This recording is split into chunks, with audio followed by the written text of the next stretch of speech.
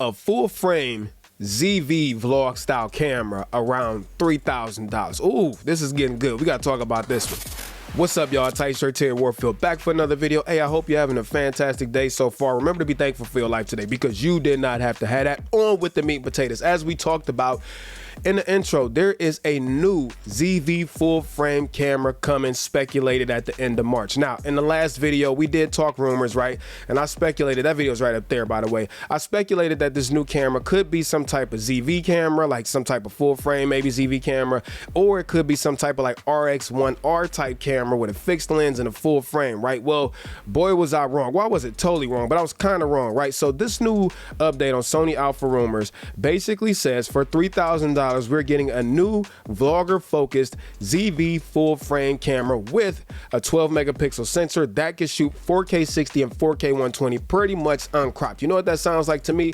Sony a7S III sensor, Sony FX3 sensor, Sony FX6 sensor, all in the package under $3,000. Now, I think that this could be plausible, right? Because we got a ZV-1, which is a 1-inch sensor. We got a ZV-E10, which is a crop sensor, and it makes sense for Sony to come out with a full frame vlogger camera. Now, I think it's also important to say, y'all, like, Sony has market research people, right? And they research the market and they find out what are people asking for. And even though you might not understand it, you might be like, oh, there's no need for this camera, or even I might say that, right?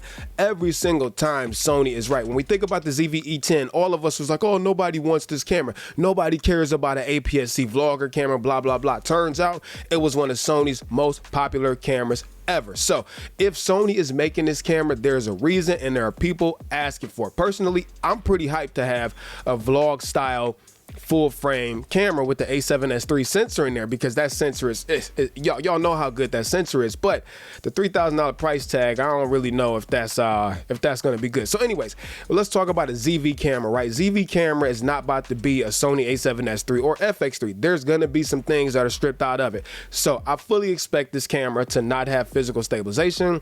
I fully expect it to not probably have a full-size HDMI port, possibly only one card slot, won't be able to do like 16-bit RAW over HDMI. Any of that stuff that's really reserved for the higher price cameras won't be in this, but I think what it will have is all of the new features like breathing compensation, the background defocus mode, the same things that all the other ZV cameras have at a price point around $3,000, which we're going to talk about that in 1 second. Now, this also equally pisses me off, right? Because here we are with another new camera, yet the Sony a7S III has not been updated. The FX3 has not been updated to get breathing compensation and all of these other new features that they should be capable. I know they're capable of doing it.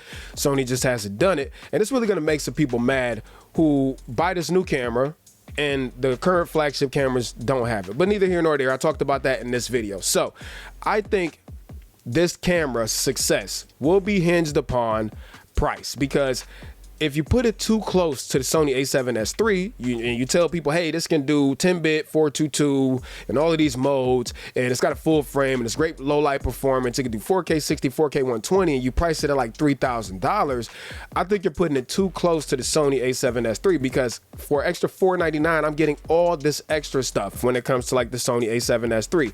I think it could share territory with the Sony a7 IV, because it's not a threat to the a7 IV, because it's not a photo camera, it's only 12 megapixels, whereas a7 IV is clearly still geared for photographers, and I think they could possibly share that space. But I also think it would be smarter to maybe position it around like the $2,000 price point, because the only cameras right there you got to worry about is the Sony a7C. It would be dope if this new camera was in the Sony a7C body with the a7S III sensor. Anyways, wishful thinking, and the FX30, and I think it could share space with those. So the problem is, vloggers, to be honest, ain't nobody willing to spend no 3 bands on a camera just to vlog with. Not 99% of vloggers are not willing to do that. 99% of vloggers don't want to spend a lot of money. So I'm very curious to see how this plays out, because it's got to be priced, in my opinion, like around maybe $1,700 to be an attractive option to attract vloggers, because Otherwise, for $3,000, I can't see anybody spending that type of money and not wanting the additional sauce that comes with maybe going up to a Sony a7S III blase skip. So I'm very curious to know what y'all think about this new camera. Where do you think it should be priced at? Do you think it's going to be like a cheaper body, like a ZV body with just like the a7S III's internal stuff inside of it? I'm really curious to know what y'all think. So let's converse down in the comment section amongst each other and let's really figure this out. So before I get out of here, I do want to let y'all know that, hey, if you're interested in that new 50mm f1.4 gangster mode that just came out like 2 days ago, I got a review of it right up there. Last thing, if you are a creator, if you have not checked out Artlist, yo, you are really doing yourself a disservice. Like, I'm not even playing with y'all. Artlist has all of this professional, like royalty-free music, all of these sound effects, plus they give you access to like video overlays and titles and openers and all of those graphics that you see people putting on reels with like the numbers flashing and all that stuff. All that's included in Artlist, and it's very, very inexpensive, man. I'm gonna leave a link in the description for you to check it out. This is not an ad spot, by the way. If you click on that link, you will get 2 free months at the end of your annual subscription. So make sure you check out Artlist. Like I said, if you're a creator and you're not using it, you're really doing yourself a disservice. So I'm losing my voice as usual. Till next time, I'm out of here. Tight shirt, Terry Warfield. Piece of chicken grease. I'm out. Much love. Peace.